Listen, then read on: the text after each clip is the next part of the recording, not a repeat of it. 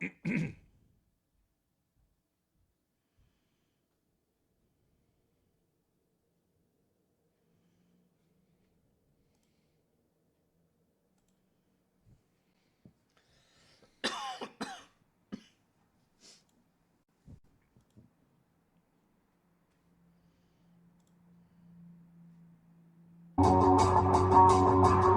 time for Dart Talk. Brought to you by thedartzone.com. Stay in the zone. Thedartzone.com is an official Cosmo distributor and Windy City Fabricators, America's premier fabricators of orthotics and prosthetics. And Redwood Darts, America's newest tungsten darts. Stand straight and tall and hit them all. Redwood Darts. And now, here are your hosts, Mystery Mark and Steve P.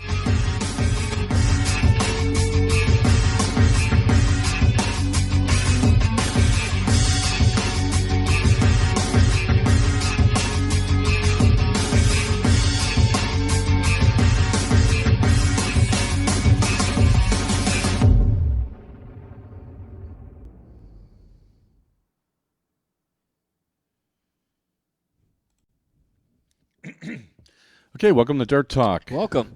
Merry Christmas. Merry Christmas to you. Happy holidays. And all that. There you go. Yeah. Happy holidays and all that. Welcome to the show, everybody. December 23rd. You are correct. 2014. Second to last show of the year. Steve Penuncielman with Mystery Mark. Dart Talk. Brought to you by the Dart Zone. Stay in the zone. TheDartZone.com is an official Cosmo distributor. Also, many thanks. Windy City Fabricators, Redwood Darts, Melissa Frank, Jeff Dodson, Sam the intern, Aaron, the whole gang. Thanks, everybody, for listening. Big show. Big show. Big show. We got some awards to give out. Well, no, we're going to announce the nominees. Oh, I'm sorry. The awards are next week. Yeah. My bad. We need something for next week. Bear with me. I'm a little under the weather. We're a little lucky. I know it's Tuesday, and this isn't our normal night, but I don't know. It worked out good because they wrapped up the first round of the World Dart Championship today. So you saw some of it. I did.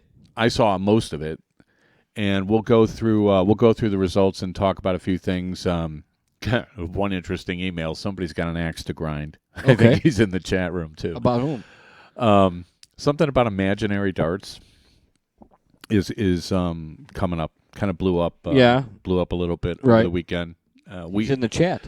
We understand the issue.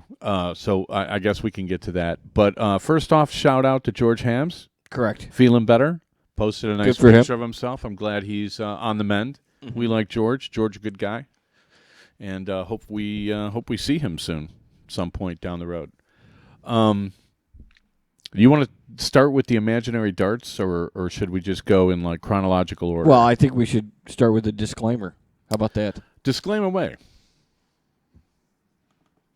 The views, opinions, rants, and rampages expressed on Dart Talk do not necessarily reflect individually or collectively those of our sponsors, co-sponsors, wannabe hosts, hearing-impaired critics, or those with a penchant for attitudinal dysfunction. We at Dart Talk strive to provide you, the listener, with an educational, entertaining, and fun-filled experience each and every week.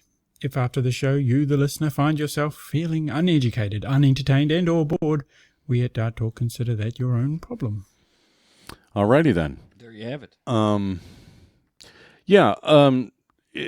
Right off the bat, I have to say that you know the way they do this tournament is has to be a dream come true for anybody that really takes darts seriously and you know wants to play on a big stage in front of a lot of people.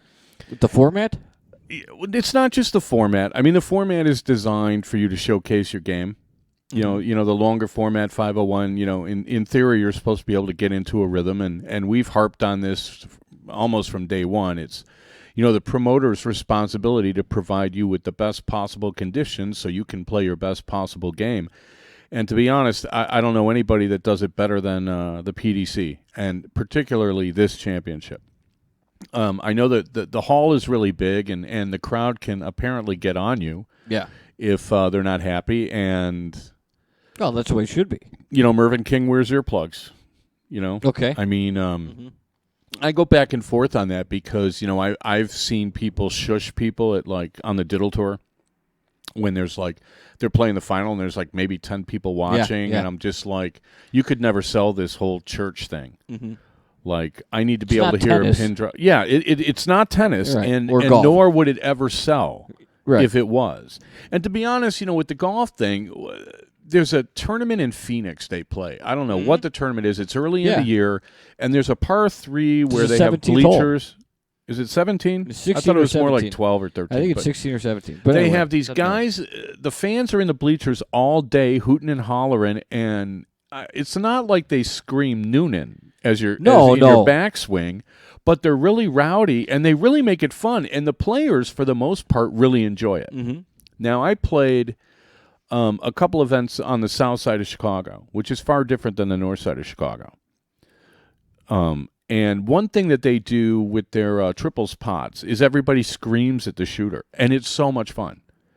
I played a north-south challenge down there where it came down to it actually came down to the very last 4-man 901 match between us and the south side, and everybody was done. So there were about 70 people screaming and yelling at every shot, and it was it made it so much more fun. That I think if players embrace that, they'd probably have a good time. But it goes the other way too. I mean, when they're throwing pennies at you and they're screaming stuff when you make a mistake. I mean, if you're not used to it, I could see how it might put you off. But Yeah, but it's just another thing you have to overcome. hey, people get booed. Yeah, it happens all the time. They're People get booed at home. Yeah, $50, $75 to go to this thing, and if some guy is underperforming or what have you, you have the right to boo. I'm thinking. Right. I don't think you have the right to insult, their heritage or their parents or their mama, but No, I think fans you can have be the vocal. right to boo Yeah. or cheer Or cheer. for that matter. Sure. Regardless. And, there are some guys that are trying to make a living out of being the bad guy and being booed, and unfortunately the guy that's famous for it isn't bringing his game anywhere anymore. So that's kind of a shame. But I will say this, aside from the conditions, and obviously, we'll talk about the big gaffe they had on day one, every year it seems the qualifier matches, for the most part, get better and better and better. And on day one, I saw the best qualifier match I've seen yet, All right, as far as quality of play. Well, you'll tell us. I will. It would be the first qualifier match. Great. So, okay, what we'll do, I guess, is we'll go through the first couple days, take a break, go through the next couple days, take a break, go through the last couple days, take a break, and then we'll do our nominations at the end of the show. That's our plan. That's our pre-plan. We're going to stick to it. So day one started off with, and I really kind of wanted to pat myself on the back and pull some of the audio from our predictions, because the first match to kick off the tournament was John Part and Keegan Brown, and I said Part was going to have his hands full. And you were correct. He lost 3-2. And he lost 3-2. What did the numbers tell us anything on that? What did they average? Well, Keegan averaged 88 plus and 84 plus for John, but Keegan had way more ton 40s and a ton 70 and ton 80s, and he had higher marks. Yeah, he really outscored him badly And the last couple legs. Their checkout percentage was the same, basically 32% to 33%. But when you look at that, though, I mean, how many shots at a double did John get? yeah, only 19 compared to 36. So right there, that's total dominance. If you're playing somebody who's getting twice as many shots at a double as you are, then you're getting outscored. Which is why Keegan had 4 breaks to throw. 4 breaks? Yeah. Which reminds me, I'm getting sick of Wayne Martle being like such a homer. He's really transparent with his criticism now. I mean, it's basically like he criticized Max Happ today, the 18-year-old German, for throwing a fat 18. Yeah, he won. He threw a fat 18 instead of going for the bull with the guy on, I think, 219. And he ripped him for it, and then his opponent did the exact same thing, but his opponent's British, and it was like, oh, well, I guess that's, if that's what you want to do, that's fine. And I'm like, he bends over backwards not to criticize, kind of the well-known English players, but if you're an 18-year-old German kid, he rips you every chance you get. If you're Sean Narain, he rips you every chance you get. And I think that they need to stop doing that. I think it's totally unfair. I mean, it's bad enough I got to listen to bad commentary about football for 4 months. but I don't bring it to the dart broadcast. I mean, I'm just personal little thing there. All right. So Keegan Brown got by John Part 3-2, which is a by the numbers he just out-threw him. Yeah, well, at the end there, John couldn't find the triples, so I mean he looked really bad in the last set, but earlier than that, I mean he's right there. So seeing John go down in the first round like that, it doesn't make me happy because he's one of the guys I watched. And I saw him win, actually, a bunch of big matches when I first started playing. And now I'm doing the math on that. I'm like, okay, wow, that was a long time ago. Yeah. Maybe he just wanted to get to the commentary booth. Yeah, the commentary booth stuff is kind of funny, too, because, I don't know, there's just some, like, it's not animosity so much. Like the Sox guys, the broadcasters, seem to hate each other. They seem to. The guys on the radio. I bet you, like, when the broadcast is over, they turn their back to each other and walk out separate exits. I mean, I think those guys hate each other. I don't think it's that bad with the PDC, but there's something going on in the commentary booth there. There's some dynamic going on there, and it's not helping the broadcast. Let's put it that way. All right. Okay, so what do we got next? Well, then you got Cristo Reyes beating Christian Perez 4-zip. Yeah, 4-zip, but if you look at the numbers, Christian Perez shot really, really well. It was just that Cristo Reyes shot phenomenal. And if you look at his high finish, it was like a 142. Yeah, he's 80% on his outs. Trip 20, trip 4 out of 20, 5. double 11. Get used to some of these weird-looking finishes from Cristo Reyes because he was really in the zone, and he really played well. Christian Perez, out of the whole match, only had one chance at an out. Yeah. I mean, you're not going to win. But if you look at his average, he averaged, what, 90? Yeah, almost. Yeah, he averaged almost 90 and got one dart at a double. That shows you how well the other guy played. And what was the other guy's checkout percentage? 80%? 80%, 4 out of 5. I mean, that's pretty flawless, and that was a prelim. These are qualifiers, so that was just a race to 4. So I was really Cristo Reyes. I've never seen him play before, and he looked to me like he might come from soft tip. Played just flawless. Played great, and it was kind of surprising because I really thought I've seen Christian Perez play, and I really thought he'd win that, and he didn't even come close. Not really. No, it was surprising. It's about the big shots at the right time kind of a match. So it was that was kind of interesting. Then you got Yelly Clausen defeating Christian Kist. Yeah, it was 3-1, and to be honest, I didn't know what to expect from Yelly. He seems so squirrely when he plays the last couple of years. If you look at tape of him a couple of years ago, his form has kind of changed, and he looks a little more awkward. Like his elbow is out to the right, I think, a little more than it used to be, and he's slowed down a little bit. But those two guys looked like they've played before. Mm-hmm. Like they were familiar with each other. And, I like Christian Kist. I mean, he kind of resembles Van Gerwen a little bit, just the way he looks. And they're both from the same country. I mean, they don't have the exact same throw, but there's some similarities. I mean, Yelly just looks strange to me now. All right. And so I wasn't sure. I wasn't sure what you were going to get out of Clausen. What did Clausen actually average? 96, almost 97. Almost 97. Kist was almost 94. So Kist actually had a higher out percentage, but he only had 15 chances to 26. Okay, so 15 to 26. It's almost 2-1. So good scoring by Clausen and Kist. Yeah. I mean, Clausen took out 9 out of his. His percentage is lower, but he took out 9 compared to 7. But if you look at the big shots, Clausen had him a little bit more. Clausen had more ton 40s and ton 70s, ton 80s. Yeah, you start looking at those ton 40 plus rounds, and I very seldom do you see somebody who's got 33% more big shots losing. Well, yeah, but unless they really blow the doubles. Gives you the opportunity at double that many more times. I mean, absolutely. I mean, my rule of thumb used to be every triple meant another shot at a double, right? And sometimes it's even more. Yeah. So, okay, so Yelly Clausen advanced over Christian Kist. Right. And then you got Van Gerwen beating Joe Cullen 3-1. Yeah, I don't know. I mean, Joe Cullen won a set to make it 2-1 and actually had opportunities in the next set and looked like he was like, hey, I got my one set. I've exceeded my expectations, so I'm packing it in. I think when Joe Cullen drives home after that match, he's going to be like, oh, man. I had a lot of opportunities. Yeah, he did. And you know, everybody's saying, you know, the guys in the booth after the matches, everyone's saying, oh, these first-round matches are tough and la-di-da-di-da. I mean, no one had, at no time during this tournament until, like, actually he loses, is Van Gerwen going to be as vulnerable as he was in the first round after Cullen took that third set to make it 2-1. I was actually surprised. I really thought.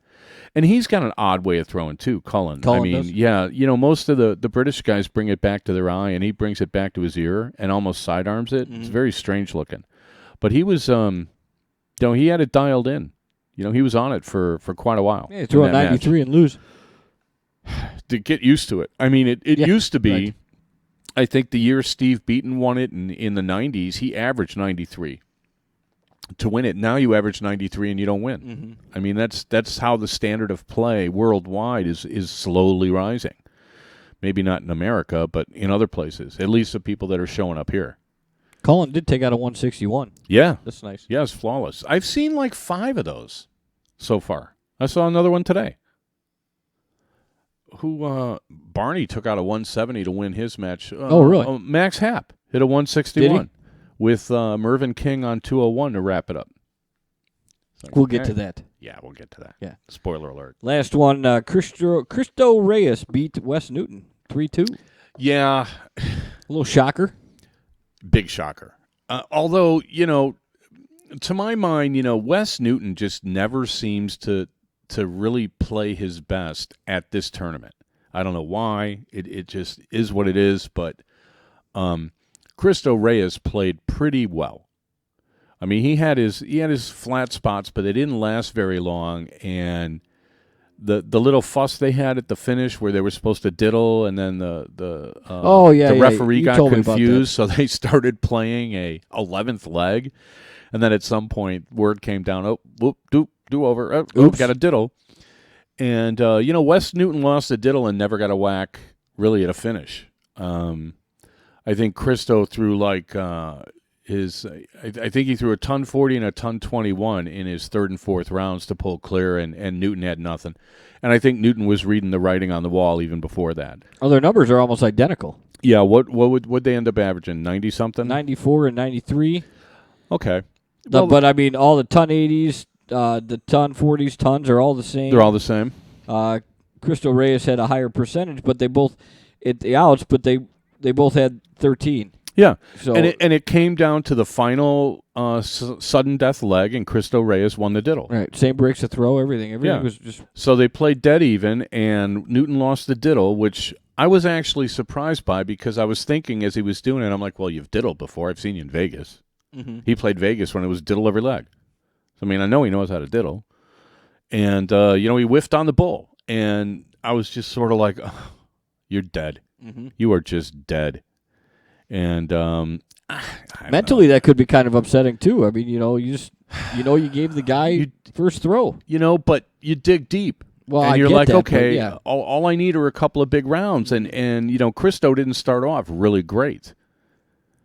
You know, once he was like, oh, hey, this guy's as nervous as I am. That you know, that was it. Mm-hmm. He was smooth sailing. So.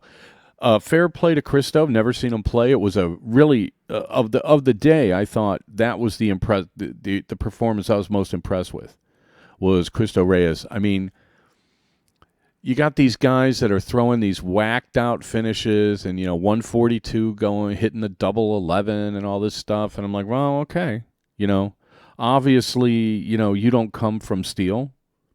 But the one thing I will say about it was, you know, he was at the line ready to throw by the time the other guy was walking back. We're going to get to that. Yes, we will. But Eric Bristow said something that, you know, I kind of wanted to run by you. He said it today, and he was like, look, you can have two guys up there that aren't lighting it up, and it's still watchable if they play fast. Mm-hmm.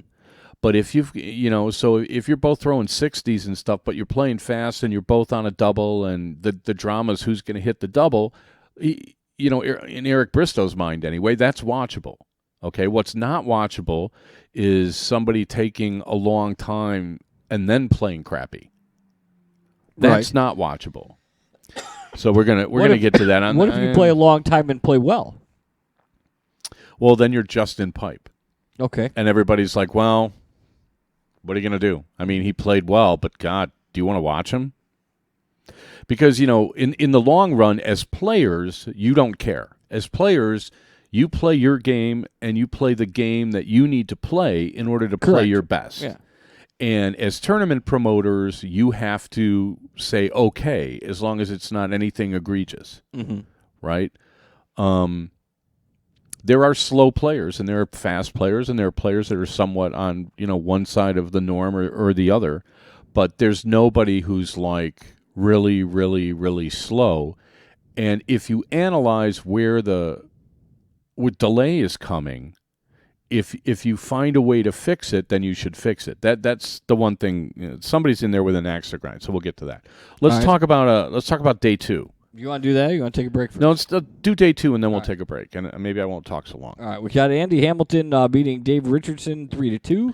Yeah, and if you look at the numbers there, it's not the most stellar match, but it was close. Yeah, 46% on his outs for Hamilton. And that's why he won. Mm-hmm. A little sharper on his outs. It went to the 5th set, and they averaged mid-90s, low 90s. Yeah, low 90s. Well, 86 for Dave. Okay, well that's a little. It's a little low. Yeah, that's a little low on the scoring. All the other ones were basically 96, 93, yeah. Except for Part in his match. Well, and Andy Hamilton's another guy who, he never looks natural to me. I don't like his stroke aesthetically, but it's very workmanlike, and he works at it, and he hits stuff. Mm-hmm. So, good for almost him. 50% of your doubles. I mean, hey, I'll take that any day of the week. 50% on my doubles, I'm happy with that. Okay, and then this is the prelim with Sasha Stein and Kim Vigenine. Okay, and Sasha Stein pretty much smoked him. Yeah, 4-1. And if you look at the averages only threw there, 67. Yeah. I mean, if you're up there throwing in the 60s, see you later. Well, not only see you later, but it begs the question: how on earth did you get there? You know what I mean? I mean, if your average is in the 90s, you got to work pretty hard to throw in the 60s. Yeah. Right. If your average is in the 70s and you're throwing in the 60s, okay, well, right. Then obviously you had a bad day. But throwing in the 60s, you're missing 5 out of 6, 7 out of 8 darts. I mean, that's more than a bad day. No, that's and I feel bad for the guys that go up there in these short, it's a race to 4 and play really poorly because the entire world thinks you can't play. Right. Right? I mean, if you threw average 67 in on league, you might lose. And you'd surely, if you're on my team, I'm pretty sure I'd say something snarky. You would I would think so. Snarky. Really? So thanks for showing up. Well, no, I mean, I've seen other guys go up there. I've seen other guys that I know are good players go up there and play horrible. I can think of 2 guys in particular, 2 Americans that I've seen go up there. They only went there one time. They absolutely did not display anywhere near the kind of game that they really have. And I feel bad for them, because it's such a great event and it's such a great stage. So I just wanted to... Well, on that note, Gerwin Price threw a 93.9 and didn't win a leg. No, Peter Wright threw almost 99. Yeah. Peter Wright played really flawless. And hit 50% of his outs. Yeah. Peter Wright played... He probably played the best match of the day. And, we're fans of Peter. I like him personally. And to play that well and not even, win a leg, it's... 93.9, 42% of his outs, 5-ton 80s. Well, and that's kind of what happened. That's what happened to Darren last year. Remember, Darren played Mervyn King and averaged, eventually, by the time it was all over, Darren averaged like in the low 90s and got killed. Mm-hmm. And it's like, oh, okay, well... again, it's kind of about timing. If you're going to have a high average if you never throw it a double. Well, that's right? true. But if you have 3 darts left with 40, that's what drives your average down. But Peter Wright played just absolutely flawless darts, which is, fair warning to everyone else. I know he's got to take a week off. Everybody's taking a week off between matches, but there's a guy that's ready to go. Is Peter Wright. And then you got Phil Taylor, who averages 100. Yeah, wins 3-0. Yeah, and it was kind of a la-di-da thing. I mean, Artut, I'm not even sure he's the best German. I after watching Max Hopp today, I've seen Artut play a bunch of times. He's all right. But he's no, world beater. No, he's never really performed that great in any of the events that they've had, like the big events they've had. He's a solid player, and, I don't think, unless you're German, I don't think anybody put a dime on him to beat Phil. I mean, it was like Phil would have to beat himself. Well, and Phil didn't necessarily, granted, it was only 3 legs, but he didn't necessarily have a bunch of numbers, but no pressure. 60% of his outs. Yeah. It's just all right, let's move on. No pressure. Artut put no pressure on him whatsoever. And a player like Taylor, if you're not going to be like sniffing his coattails the whole way, you'll never see him. You'll just see like a cloud of dust in the distance. I mean, you'll be nowhere near him. I mean, it's kind of like covering like a really fast wide receiver. If you're not clutching and grabbing him down the sideline, he's 8 steps ahead of you. So they don't have pass interference in the PDC. And then you have the last match. You have Sasha Stein winning 3-1 over Stuart Kellett. Yeah, and that was the big surprise of the day was, they both Stuart threw under 80. Yeah, Stuart Kellett's supposed to be like an up-and-coming player, and they both just really, it was like just a really chippy, struggling, gosh, can I get in? They both looked like they were under pressure from word one. So Sasha Stein winning with like, I don't know, a 79.3. Yeah. I think that gets you in the top 10 of the PCS, but it doesn't get you top spot by any means. Yeah, but he's won 2 matches. Yeah, well, dream draw. Yeah, exactly. Right. That's all you can say. Right. And as much as I'm like, yeah, let's make sure we mention the stats. The stats don't matter. What matters is if you win. Right. And it's easy for players to kind of look at the stats and be like, well, I've averaged that, and it's not the same. The stats kind of just give you a little. They're like a bikini. Yeah. They show a lot, Give you but a they little hide the coverage. essentials. Right. Yeah, right. All right, we'll take our first break. We'll be back with day 3 and 4. You're listening to Dart Talk with Mystery Mark, Steve Pancioma. We'll talk about Kirchner's match next, and it'll be in about a minute and a half.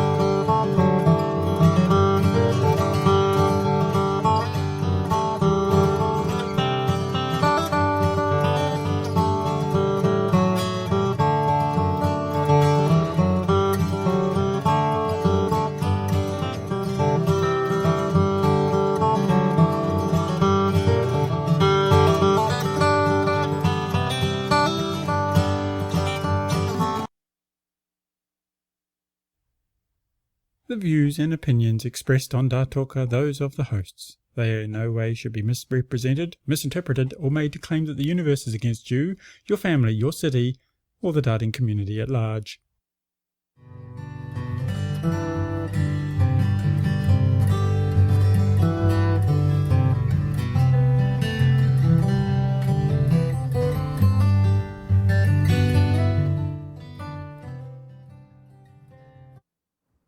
Oops. My bad. Back for the second quarter of Dart Talk, brought to you by the Dart Zone. Stay in the zone. TheDartZone.com is an official Cosmo distributor. Also, many thanks our host, Windy City Fabricators. Let's just talk about day 3. Day 3? We'll get to what we get to. All right. Was it Ronnie and Andy? What was first? Andy Smith loses 0-3 to Ronnie Hybricks. Yeah, Pie Man. And again, here's Ronnie Hybricks playing the Cincinnati Bengals. I mean, I really thought Andy Smith was going to, come in there guns blazing, and instead Ronnie Hybricks just pounded him. 14% on your outs, not good. 2 out of 14. And to be honest, I know there's a lot of pressure on these guys, but it's the World Championship, and if you're not sharp going into that thing, then I don't know what your preparation is, but you need to change something. Well, right? The bottom line is he had higher numbers in every category except for the fact of outs. How many shots at a double did he get? 14. 2 out of 14 and 9 out of 22. So, yeah, Hybricks had more shots at doubles. So not only did you finish poorly, but you got outscored. Yeah. That's a bad combination. I just, some of these guys on the PDC that we've been watching, are fading away. Every World Championship, it's like goodbye to this guy, goodbye to that guy. I don't know if it's going to be goodbye to Andy Smith, but it might be. Mm-hmm. And Ronnie Hybricks, to be honest, I don't know if he's like Big Game James or what, Big Round Ronnie, but, he's through. Yeah. And I don't know how many people are surprised by that, but I don't know. You got Scott McKenzie losing 3-4 to Daryl Gurney. Yeah, that was brutal. That went down to the last leg, and I've seen Scott play, because I've met him at the world stages of Darts Live, and I believe he lives in Hong Kong now, and he he's going second in the last leg, and the guy threw a couple of big rounds to get ahead on a finish, and Scott had a whack at like a 3-dart. I can't remember what exactly it was. If it was like 114 or it might have been even like 152 or something. He goes triple, missed the double, and game's over. Really? And yeah, his numbers were better except for the average. Yeah, he played. It was a very even match, and again, it's race to 4, and there's got to be a loser. I'm pretty sure he walked away saying, "Well, if it was a race to 6 out of 1." Right. And you hate to see that. What's next? Justin Pipe loses. Yeah. To Lawrence Ryder. Yeah, it was kind of funny. Ryder's an Australian. He only averaged 83 and he won. Yeah, well, Justin Pipe at some point, I don't know if the crowd was getting to him or what, but he would play good for like 5 or 6 darts and then he would just go away and throw some like really horrendous looking darts. And I don't know what to make of Justin Pipe anymore. I think, I think that some of these guys have to really analyze, the way they're playing and see if that, if speeding up will help them. Mm-hmm. Justin Pipe obviously is very deliberate and it's worked for him. But I don't really think that if you deliberately slow yourself down that will help you. Even if you think, from gamesmanship, it's going to mess the other guy up. If it's not helping you, then you shouldn't be doing it. If you're thinking somehow is like, well, if I go slow, it'll mess me up, it'll mess the other guy up more. I'm not even sure what game you're playing. But yeah, but I mean, in effect, it could help you if you just missed the doubles, but it got you 2 outs and you missed them. It helped, right? Yeah, I don't know. I mean, there's a shot clock in basketball for a reason.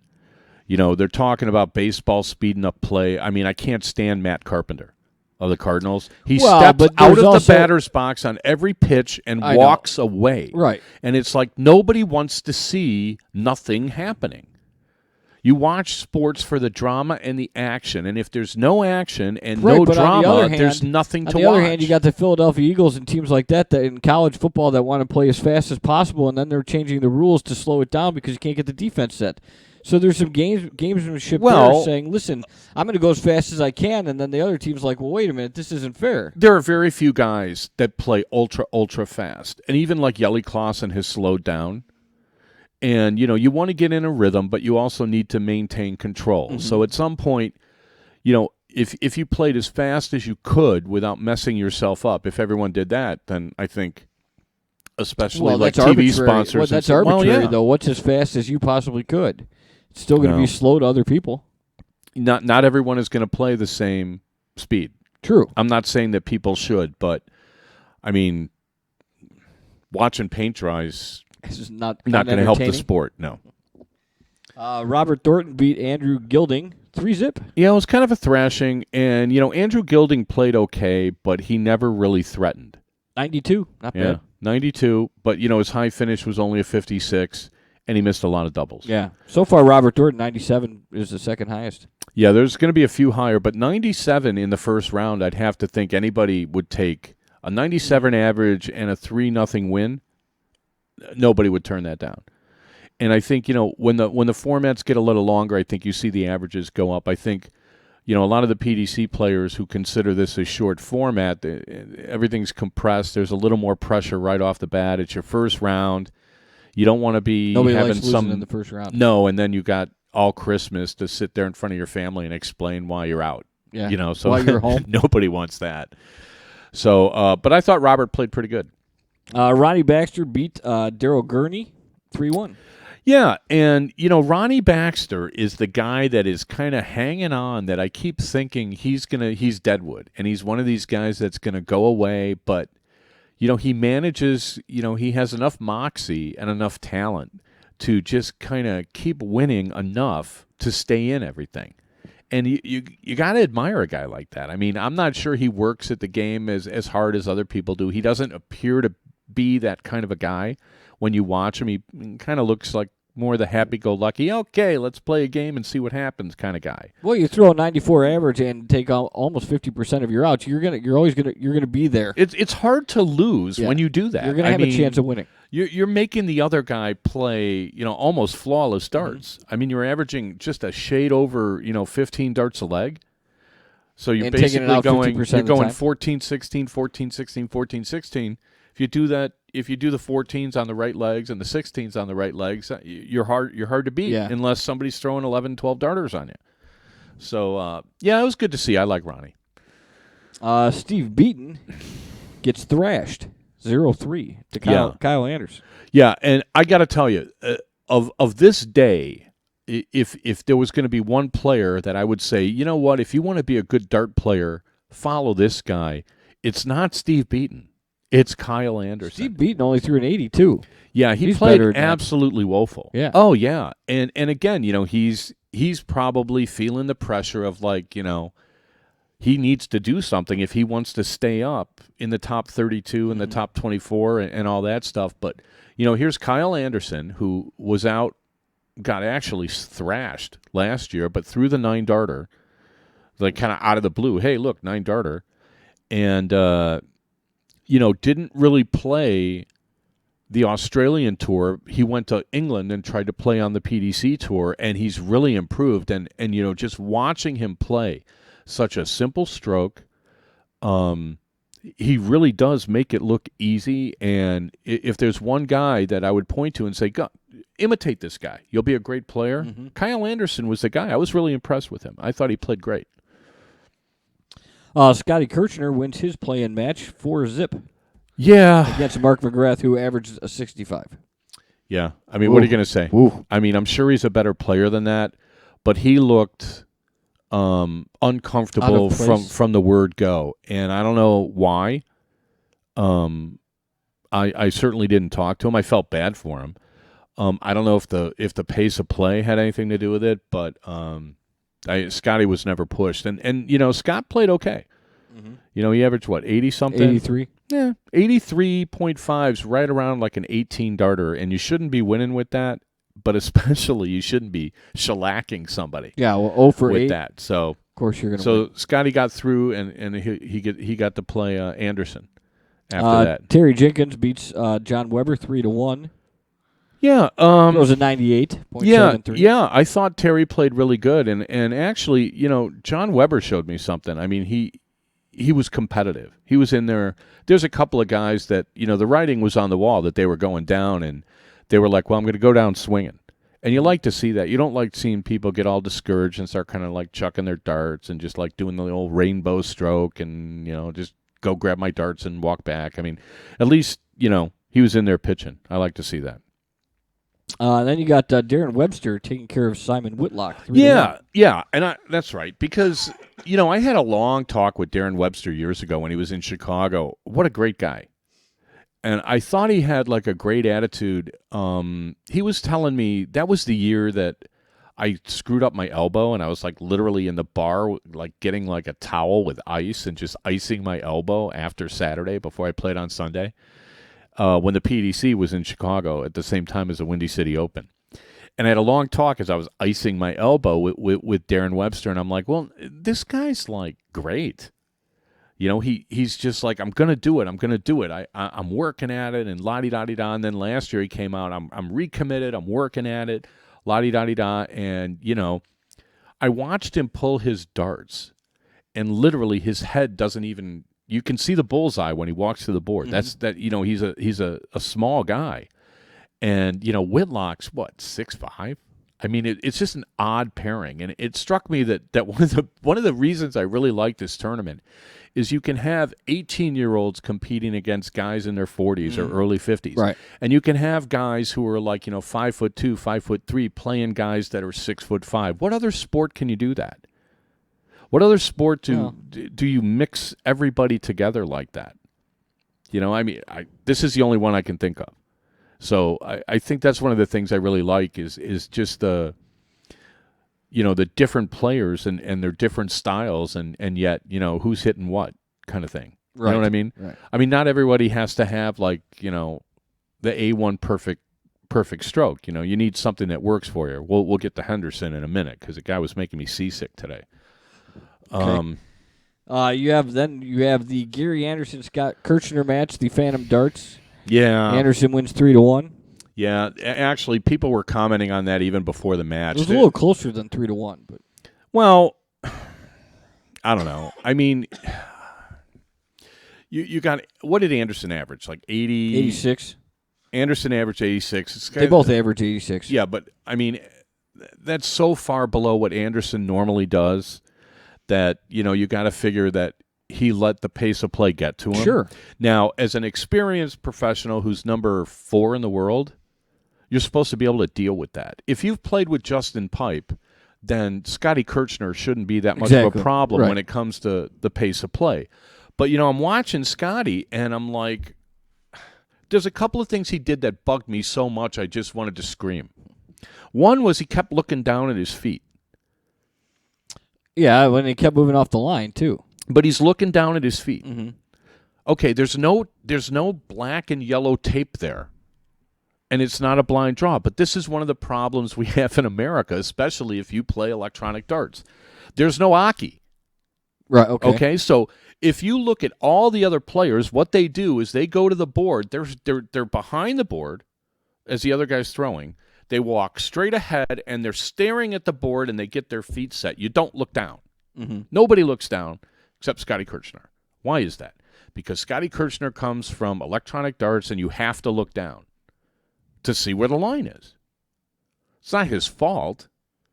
But okay. But this is one of the things where that's why I was kind of I should go up to Janesville and play with him and be like, look, you're playing steel tip darts now. Here's how you do it. You don't. It's not a soft tip thing. When the other guy is advancing to get his darts, you're advancing to the line. You don't have to wait for him to walk all the way back and then approach the line. Because the machine doesn't have to reset. Well, not only that, but in soft tip, a lot of places, the machines are kind of close together, and the players walk straight back at you, so you have no choice. You have to wait for the guy to clear before you get to the line. Right. Now, we're getting emails about, how slow it is and what a joke it is and how Scotty's only going to be remembered for the Phantom Dart or what they were calling the imaginary dart, see, and how slow he plays, and that's not really fair. No, but he almost won. He didn't almost win. Well, He under no there was no point in the match. I like Scotty and he's a great player. There was no point in the match where I thought he was going to win. Mm-hmm. I thought at some point if Anderson didn't pull it together, he might lose. I mean, so if Scotty's going to throw his 85 or 86 or whatever he shot, and Anderson is going to throw a 74, then then. Well, unfortunately, Kirchner's going to advance. Part of that match was like Kirchner would get off the line when he had one dart at a double, and he missed it a couple times. Double 11, double 16. It's like, why are you doing that? How is that supposed to help you? Yeah. Exactly. Right. It's like the anti-rhythm of a soft tip player. And I don't want to say soft tip player, but if you play a lot of soft tip, the rhythm is just so much different. Mm-hmm. I mean, everybody does everything slower. I was at that soft tip draw out with Red Eye Rhino, the thing that they did, and that was one thing I noticed. It's like everybody's slow. And I don't know if it kind of creeps in. If you see like this guy's slow and that guy's slow, why would you hurry? And then you do have to wait for the machine to kind of like you know, you can't. Especially if you're playing cricket, you can't even figure out what to throw at until you see what the machine's marking up, right? So that's a mandatory delay. Yeah. But this is steel. Plus, if you throw the dart before steel before the numbers go up, then you lose that dart. Yeah. You have to wait until your player. You have to. Yeah. I mean, but at the same time, you're not playing soft tip. No, I know. You went to a steel tournament. You have to play steel darts, and here's how it's done. Mm-hmm. Okay, and Scotty, I thought would play well, and he for the most part did, but I have a feeling. I mean, I'm looking at the telecast and I'm looking at like his facial expressions, and I'm hearing from the crowd, and I'm like, man, I hope they're not getting on him. I don't know if he miscounted or just didn't know, but I mean, at 3 bogeys he left himself on. Yeah. Well, that I counted that were like. I think moving off the line just shows a little bit of nerves. I mean. Well, yeah, you said you said when you watched it, we watched it together before the show. You said he looked nervous. Yeah, that's why he's checking his score, and then he's going, all right, I got this for a double. He was checking his score at like 104 after he threw a dart. I think there was a lot of nerves. There was a couple of times toward the end of that match where he was like, asking the scorekeeper like, what do I have left, and la-di-da-di-da. And it's like, well, how do you not know what you had left unless you're worried about miscounting again because you've already miscounted a couple of times? I mean, I can see that happening. And for somebody who's used to playing where he doesn't have to count anything and the machine just tells you what you're on and even what to throw at, yeah, I could see that. But I hope in his preparation that, I wish somebody would have said, look, you're going to have an Aki.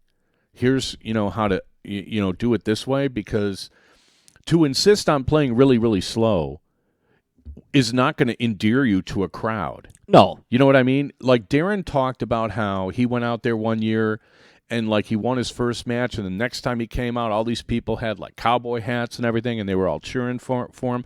I don't think if you go to this tournament with with this kind of mindset where I'm going to play my soft tip game and here it is, you're not going to win any fans. I don't think you're going to get any fans at all. I think if anything, it's going to be the opposite. You're going to be known as Mr. Slowpoke or Mr. Hopefully Phantom he gets Throw some positive or whatever. feedback from a steel tip community and say, well, he'll get it from the Americans. He'll get it from guys like me. I mean, I thought he played good. I just wish he, would have not done a couple of things. The looking down at your feet is bad. Mm-hmm. It's bad from a focus standpoint. It's bad. There's absolutely nothing good about it. And the fact that you can't get out of that habit kind of tells me that you didn't really prepare to throw steel darts. You didn't prepare to have an Aki. Well, that's a big deal. Yeah.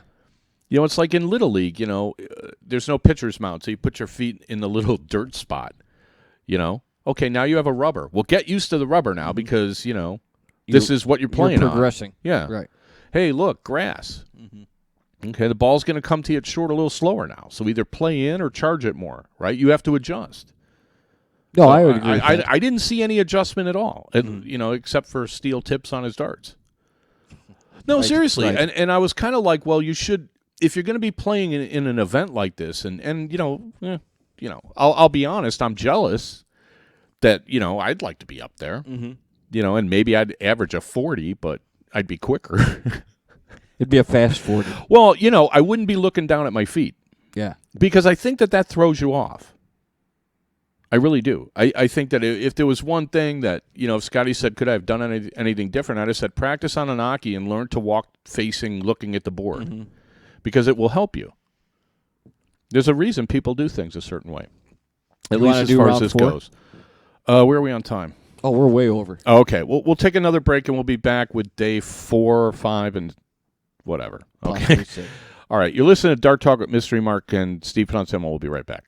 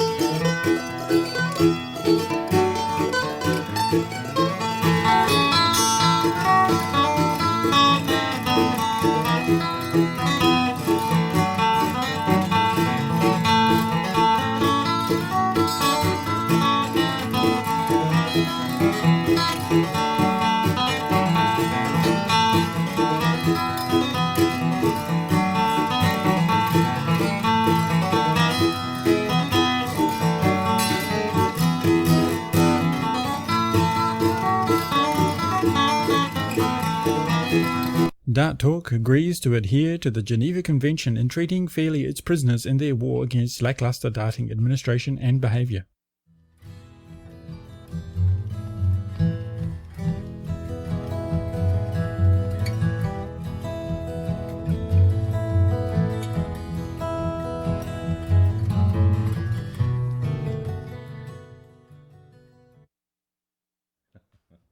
Again?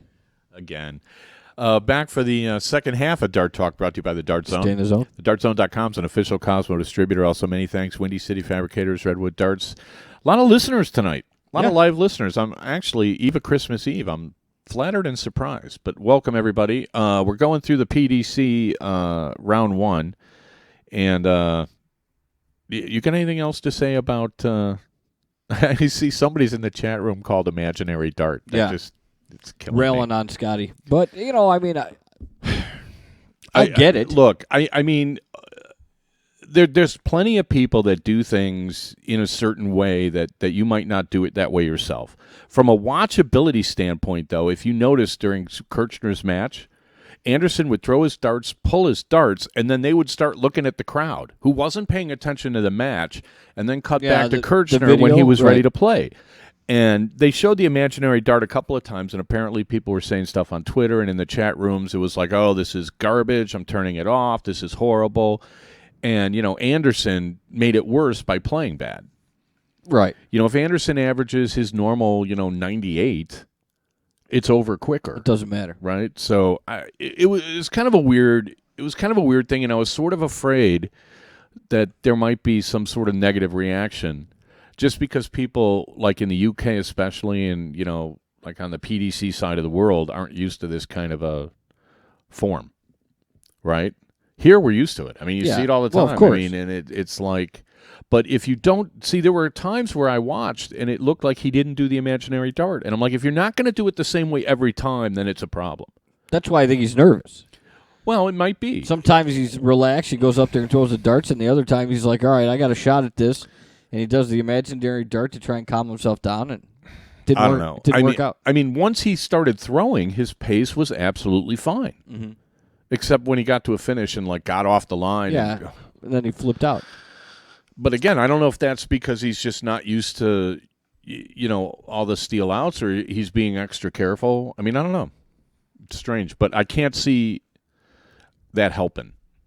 You're going to get off the line now and start all over. All right, let's move on. You just put more pressure on yourself. There's already enough pressure. We still have 3 more rounds to go. Oh, my God. Okay, let's go. Paul Nicholson loses 2-3 to Benito Vandepas. Yeah, and, it's funny. Benito's one of these up-and-comers, and he's been having results this year, and Paul Nicholson is like, I don't know, Mr. Overrated. Yeah, their numbers are pretty much the same. Yeah. Well, I'm sure Except for the Nicholson. outs. Yeah, I'm sure it came down to Nicholson missing more doubles. Right. Right.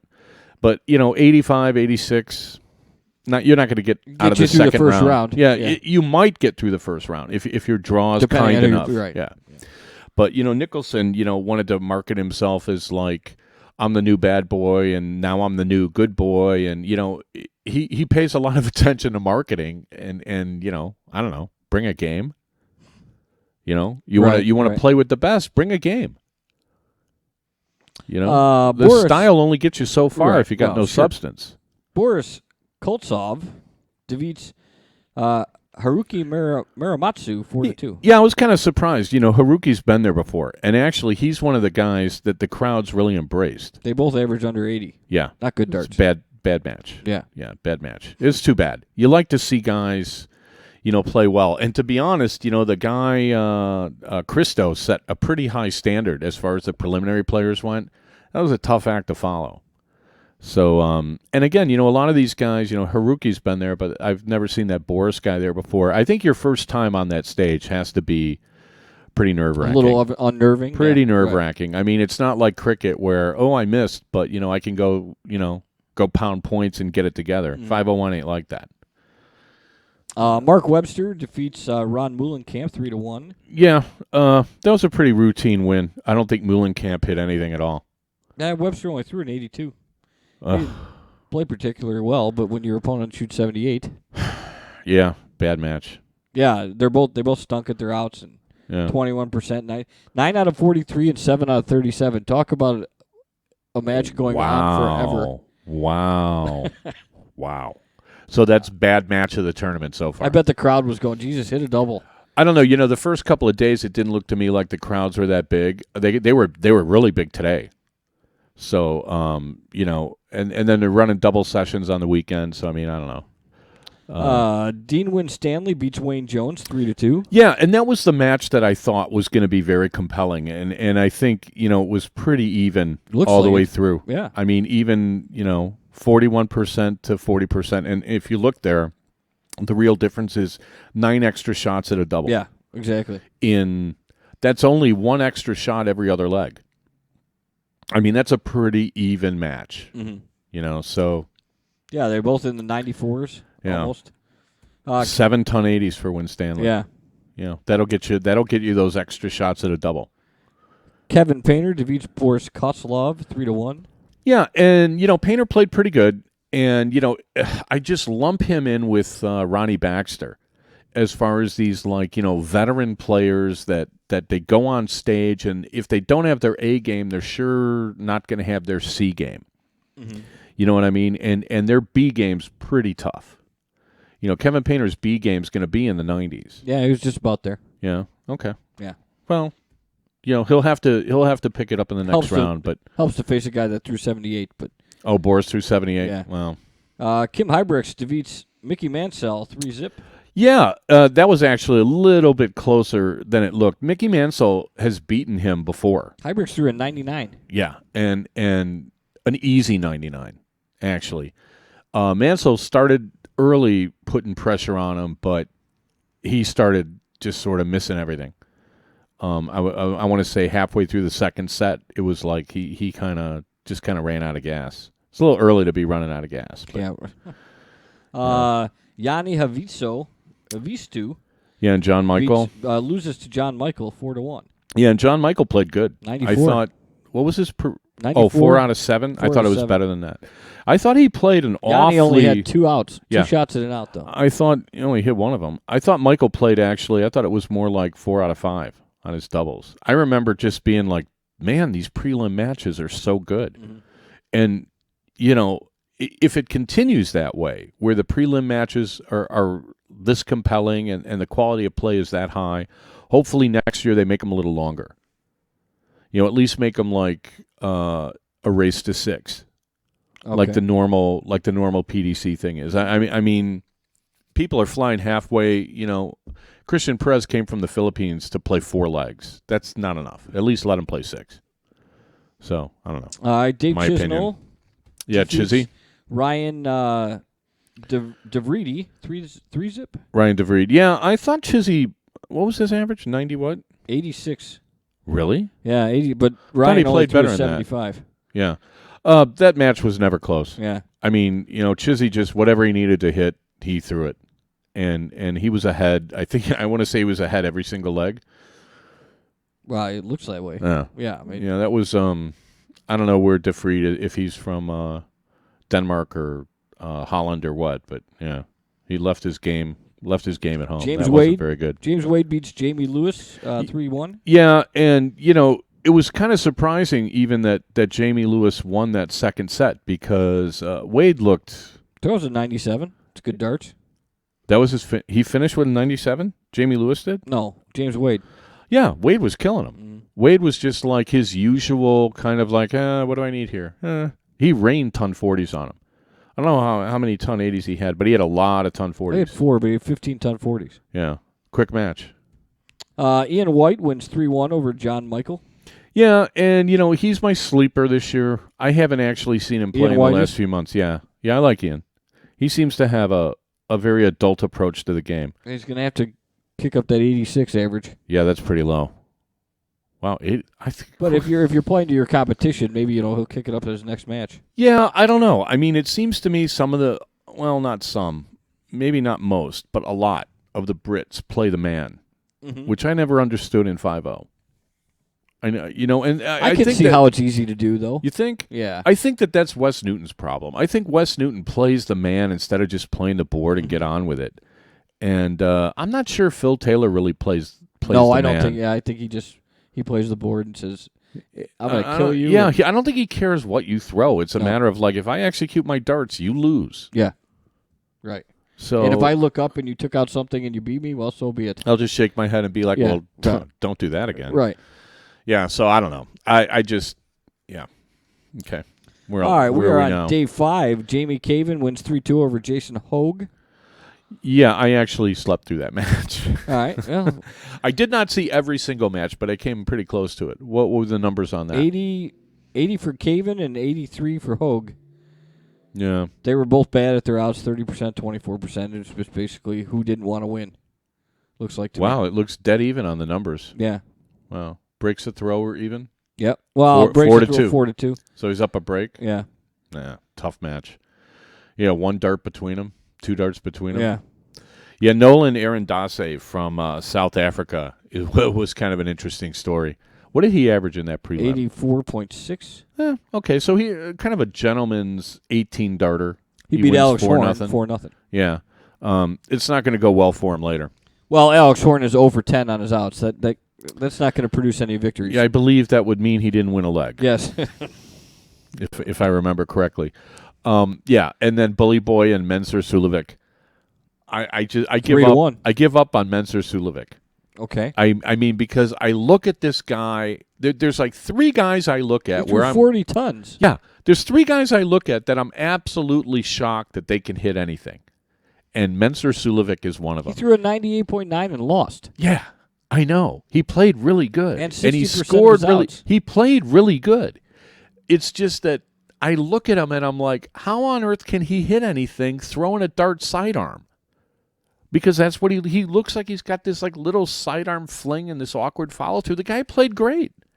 He's got probably the worst luck in this tournament over the last few years of anybody.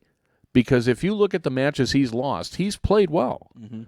And just, kind of not well enough. And, Bully Boy, up and coming, beat Phil Taylor in this tournament last year. And he's no slouch. He's the next big thing, right? And I just, Mensur Sulovic throwing like 40 tons. 40 tons. 40 tons. Throws a 98 average. But look at the ton 80s. Michael Smith had 9 to 3. 9 to 3. I mean, so there's your and he's 50% on his doubles. Well, Mensur was 60%, but he had 7 less. 7 less. And he's down 6 ton 80s. Mm-hmm. So there you go. There's your extra triple, gives you an extra double kind of thing. So, that's kind of where he gets beaten, timing issues and whatnot, plus, some ton 40s and whatnot. So, very steady, but not the big spectacular, 2 out of 3 7 counts that you're getting, 7 counts and 9 counts from Michael Smith. Yeah. Beat the never-ending string of 5 counts. But, Make a pretty good showing. He Van ought to be proud. Barneveld wins 3-0 over Rowby John Rodriguez. Well, and, that was funny, too, because, Rowby's had some good finishes this year, and Van Barneveld suddenly just woke up and played flawless. 99. Yeah, well. Almost 100.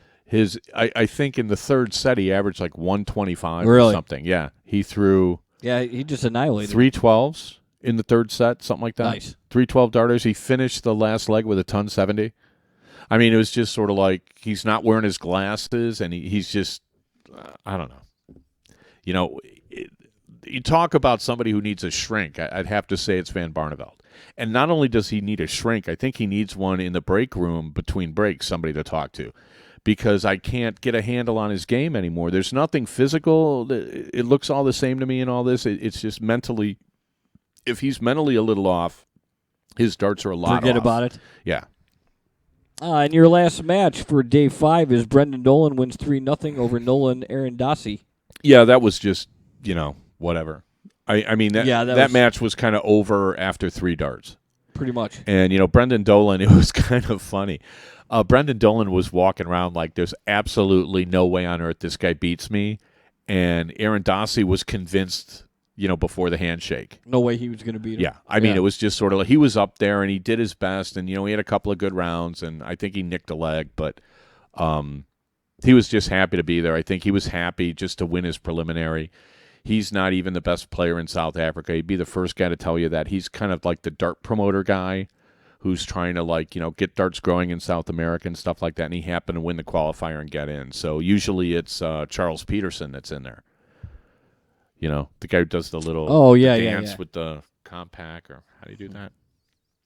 So, I don't know. Okay. So he didn't make it this year. So, but, this guy, he plays. He knows how to play. He throws a proper dart. Just, it's pretty obvious he wasn't prepared to win.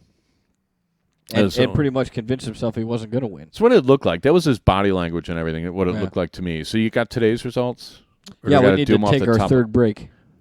Okay. All right, we'll be back with today's results and our nominations for Player of the Year and Outstanding Player. You're listening to Dart Talk with Mystery Mark Steve Hunsman. We will be right back.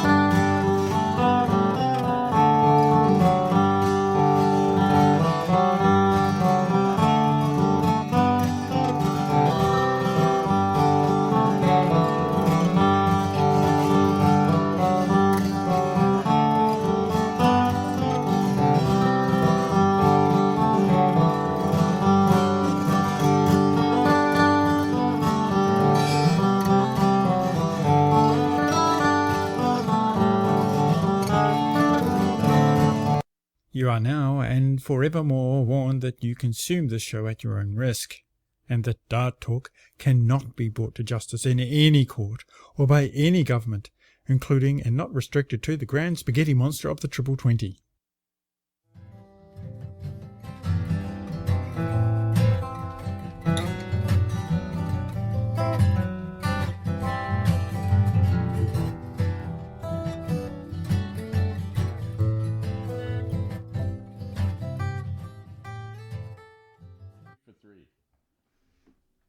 Okay, I'm 3 for 3. A new record. Back for the fourth quarter at Dart Talk, brought to you by the Dart Zone. Stay in the zone. DartZone.com is an official Cosmo distributor, has all your needs. So go online, DartZone.com, and order some stuff for Christmas. It's not too late. There you go. Just give them something that say, hey, I ordered you this. It's coming on Friday. Okay, so today, really Day festive. 6. Yeah, very festive crowd. I didn't see an empty seat in the house today. Oh, okay. So I know people probably, What time does this happen at our time? 1. The evening session starts 1 in at the 1. afternoon? 1 in the afternoon. Oh, okay. Yeah. And then the morning sessions on the weekends that start at like 1 o'clock London time start at 7 a.m. Right. Chicago Okay. time. So you got to get up early. That's why I overslept for Caven's match. Sorry, Jamie. Yeah, so Vandervoort and Henderson, it was kind of funny. I was getting seasick. He wins 3-2. Yeah, Henderson's the other guy where I look at him and I'm like, how on earth can you hit anything? Because he played really well right up to the point where he lost. I mean, it got down to, in the third set, they were even at either 2-2 or 3-3, and then, he just kind of fell apart. But just, I think 5 straight darts without hitting a triple, Really? and you lose it that's not after how many legs? What were his numbers on that? Or they don't have them? They don't have any information on. Yeah, I would have to say they both averaged in the 90s. The thing that struck me about Henderson is, and I cannot get over this guy, he rocks back, or he doesn't rock back. What he does is he stands straight up and then starts leaning forward, and he's a huge guy. He's like 6'4", Henderson? Yeah. Ooh. He's like 6'4", 300 pounds, something like that. So he stands up straight, and then he starts leaning forward. And then it looks like when his weight is right on the ball of his foot, he throws. And then he goes back. And then he goes forward, and he throws. And he goes back, and he goes forward, and he seems throws. kind of odd. The guy's great. Every Yeah. time I see him play, he plays great. He had a good run last year. This year, he fell. Lost 3-2. But. Yeah, but I mean, it was, Vandervoort's like, this guy won't go away. Mm-hmm. And he threw a lot of ton 80s. He threw a lot of ton 40s. I mean, it was kind of like if his first start was in, his next 2 followed him in. He chased him right in there. And I'm kind of like, I don't think I would tell anyone to do it this way, but look at I don't know how much extra practice time you need to time that extra movement. Mm-hmm. I don't know if this guy spends 10 hours a day on the board or what, but if he doesn't, I don't know how he's going to hit anything. But the guy's great, so what do I know? Right. So that was a good match. Vandervoort got through, and Jermaine Wadamina loses to Robert Marjanovic. Yeah, they both had darts to win it. 3-4. Yeah, they both had darts to win it. I think I'm not even going to try that name, but the other guy had one dart at like Mirjanovic. Yeah. I mean, the guy who lost, I don't know if he Wadamina. was German. I don't know what he was. Wadamina? But Wadamina? You can have some fun with that. What? Wadamina? I don't know. He had a whack at, 32 or 16 to win it. Oh, did he really? In the seventh leg, and he That's missed frustrating. it while the other guy's sitting on 32 or 16. Mm-hmm. So, I mean, Yeah. it's like, okay, he gave you a chance. You got to take advantage of it. Same thing that Scott McKenzie did. One darted a double to win it, didn't go in. You go home, and you just, it's got to be a long plane long ride. flight. Wherever you're going, it's got to feel like it's going to take a long time. Mervyn King upset by, what did you say, 18-year-old Max Hopp? Maximus. 3-2. Yeah. Well, okay. I was having a problem with Wayne Martle again. And I like Wayne Martle generally, but I don't, it's darts. It's not Michael Jordan with the flu in Utah. Apparently, Mervyn King messed up his back, and they were saying he had to get like 3 cortisone injections to play. So he'd throw 6 bad darts and then wince like he was in agony. And Wayne Martle would be like, "Oh my God, he's in agony." I'm like, he's throwing 3 darts. They only weigh like 20 grams. I mean, And the funny thing is, it's kind of when you're hurt, like if your back hurts and you take your stance, any movement hurts. Mm-hmm. So actually, Mervyn was standing very, very stable and actually playing very well. That would help you. Yeah. So, I mean, he would throw like, ton 40, and kind of walk back like nothing was wrong. And then all of a sudden he'd throw like a 60 and he'd be in agony. And I'm like, well, okay. Well, that's when he threw poorly.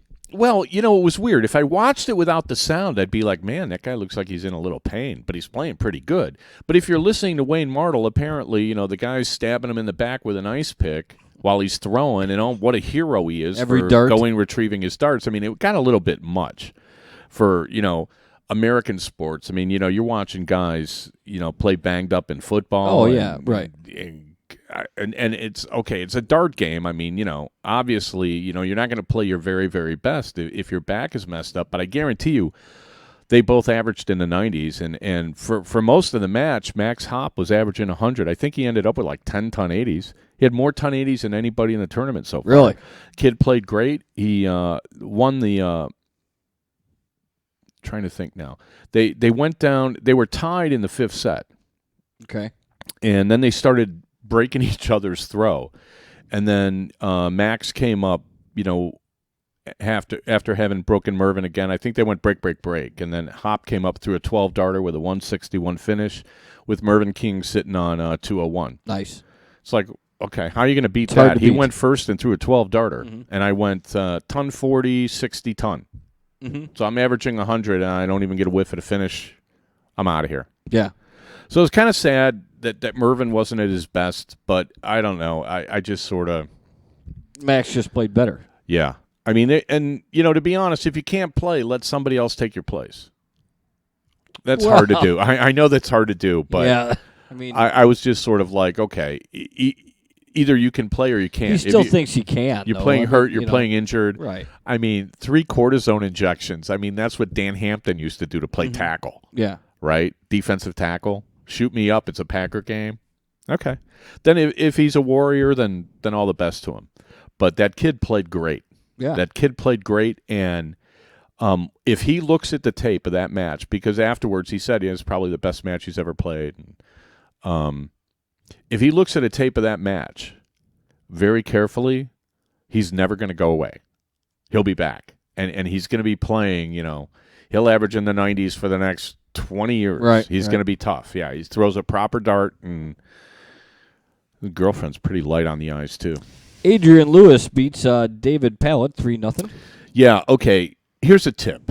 When you're playing somebody like Adrian Lewis, don't talk.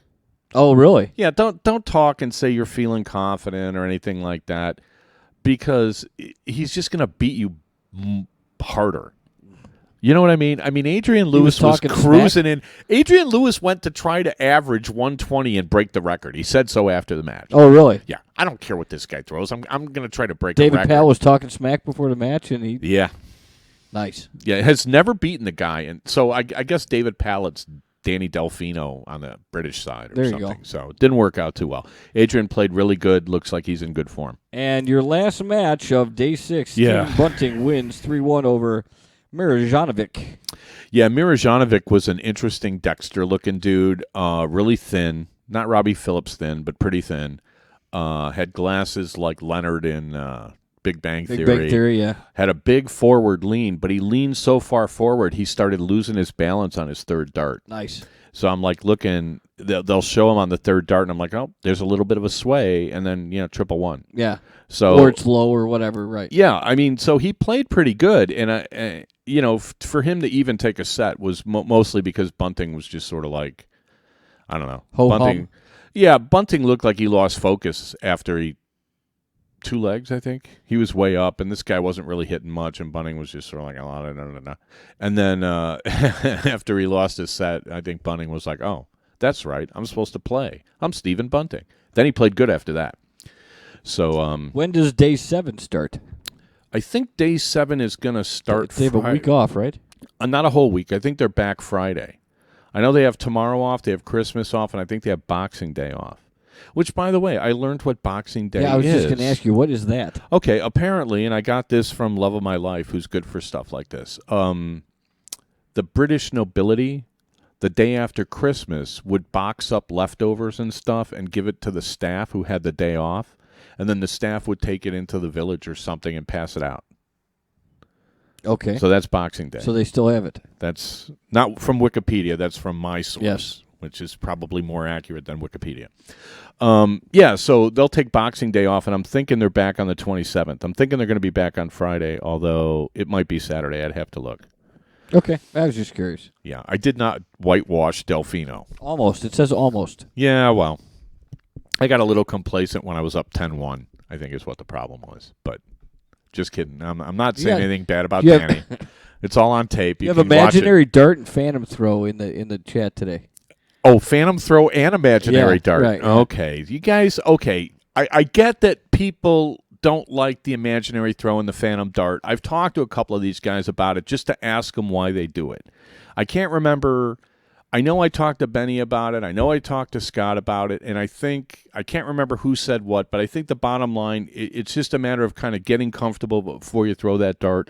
And when you play soft tip where, like, it's a different dynamic, you're not really allowed to miss anything. And because the pace is so slow in soft tip, that little extra, get my arm loose before the first dart probably works for them. Right, it's just not necessary when you play steel, so you should lose it. I don't see any reason. I don't see any advantage to continuing to do it unless you're getting a competitive advantage. And how would you know that if you don't play steel? So then it's a comfort level, right? So well, get off the phantom throw. The phantom throw, they just feel get like off they get their elbow in the right spot. Yeah, it's more. I don't know why Scotty does it, because when Scotty does it, he rocks back off the line and resets. Mm-hmm. So what's the point? Why don't you just do that when you're 4 feet behind the line and then go to the line? Mm-hmm. But yeah, you got to practice that. So I mean, if you've been doing it this way for 10 years and you're going to a tournament, it's kind of hard to be like, I'm going to make it all over. That didn't bother me as much as looking down at your feet. Yeah, that bugged me. That still bugs me when I think about it. Okay, so you guys get off the phantom throw thing. I mean, you don't want to do it, don't do it. I mean, to be honest with you, you guys that are criticizing these guys, if you actually play them, you might be in big trouble. Yeah, right. I mean, these guys can play. They're no slouches. I mean, Scotty averaged like 86? 86, yeah. 86 in a long format match in a live crowd in another country, and his first time there, I'd have to think, he's not. That's not that bad. I think he's pretty. You can't go and say the guy stinks. No, you really can't. Nobody's saying that he stinks. You might not want to watch it, and I understand why. But I don't think you're right. Nobody's actually said he stinks. They're just saying it's boring and it's not fun to watch. But I don't think that's why they were cutting away to the crowd. Right. Nobody's ripped on him for his. If everybody did it, dart ability. Oh my gosh! If everybody did that, if everybody stepped out of the batter's box on every pitch, every game would take 5 hours. It'd be the end of televised baseball. Right, yeah. Right. So you're allowed to play at your pace, and what he did is within the rules. So just deal with it. Mm-hmm. Okay. So what do we got for Player of the Year? Who we have nominated so far? We will take nominations. These are for just nominations. For one more week until next Tuesday. We'll take nominations, but we're announcing the awards next Tuesday night, 8 o'clock Central. Mm-hmm. We're going to do it at 8. 8 Central, 9 Eastern, 6 Pacific. We will announce Dart Talk's 2014 Player of the Year and 2014 Most Outstanding Player. Now, you have Callie West, Soldier Gates, and Darren Young as our Player of the Year candidates. Right. So far, these are the people that have been nominated. It's Callie West of Syracuse, New York, number 1 ranked female in the ADO. Soldier Gates, who's the number 1 ranked male in the ADO, and the winner of the Americas Tour in soft tip, and Darren Young, who won a world stage. And also won the big, whatever they called that thing in Michigan. For the soft tip? NADC or whatever it was. Yeah. He won the long format 01 tournament. He won the world stage in soft tip, and then he won that. He won the biggest steel tip tournament in America and one of the biggest soft tip tournaments in the world. So for that, he got nominated for Player of the Year. He also got nominated for Most Outstanding Player. Yeah, I would have to say. He's the only 2-time nominee. Yeah, I would have to say that. Winning that world stage was a big deal in my mind for Darren to go to Japan. Is that the one that was in Japan? It was somewhere in the Orient. It was either Japan or Hong Kong or whatever. For him to go over there and win that thing and beat the creature who'd been beaten on everyone, right? I thought that was pretty impressive for somebody that hadn't played a darts live event all year to go in there and win that. Yeah, I'd have to say that puts you up there for most outstanding player. What else we got? You also got Alex Reyes, most outstanding player nominee. Alex Reyes got nominated for his kind of summer streak of winning all the cricket. Virginia Beach and Nashville. Back-to-back. Yeah. The toughest fields of the year. Yeah. Elliot Milk. Elliot Milk got nominated for averaging 95 in his PCS match in Wichita in January. You also have Sean Narain. Sean Narain got nominated for overall play. I think he had 2 runners up in the world. Yeah, in the soft tip world, and then he also played well in the PDC side, so he was nominated. And Ram Gavira. Yeah, Ram Gavira, I think, was nominated. I hope it wasn't his girlfriend. He was nominated for beating Soldier Gates in the 19th leg of his PCS match. Okay. He threw an 11 darter in the deciding leg. Yeah, wow. yeah. So he got nominated for that. Pretty good. Who beat Soldier this year? Not many. That's why he got nominated. We'll take more nominations. Email them to darttalk@gmail.com. I got to get them before the show next week. I thank everybody for listening. Justin Pipe says he was rubbish. No, you know who said that was Vincent Vandervoort. Said he was rubbish. Well, and then they said you averaged 95. Oh, Justin Pipe's in there. Yeah. Yeah, right. He just said he was rubbish. Well, he'll come back. I'm sure that's not the real Justin Pipe, but Justin Pipe will be back. I just he looked a little out of sorts to me. I don't know why. It's hard to tell sometimes. I don't talk to these guys on a regular basis, so I can't really say. But his opponent was kind of right there, putting the pressure on, and that's what darts is all about. Darts is putting the pressure on the other guy and keeping it off yourself. Yeah. If you can do that, you can win games. Right? Makes sense to me. That's why the whole thing with Scotty getting off the line, there's already pressure hitting the double. Now you're going to go stop, reset. You're putting more pressure on yourself. Right. Don't do that. Now all of a sudden you have to think. You're giving yourself an extra 20 seconds to think about having to hit a double 11 or a double 16. Can't help. It's not going to work. Can't help. That's the one advantage to playing fast is you don't have time to think. Yeah, right. Right. Anyway, thanks, Justin Pipe, and everyone else for listening to the show. We'll be back in 7 days with our Player of the Year, and then we'll also we'll update y'all on what's going on at the Alley Pally outside of London or in London. Yeah, right. I think it's in London. Okay. Thanks, everybody, for listening. Take care. We'll Dart Talk to you next week.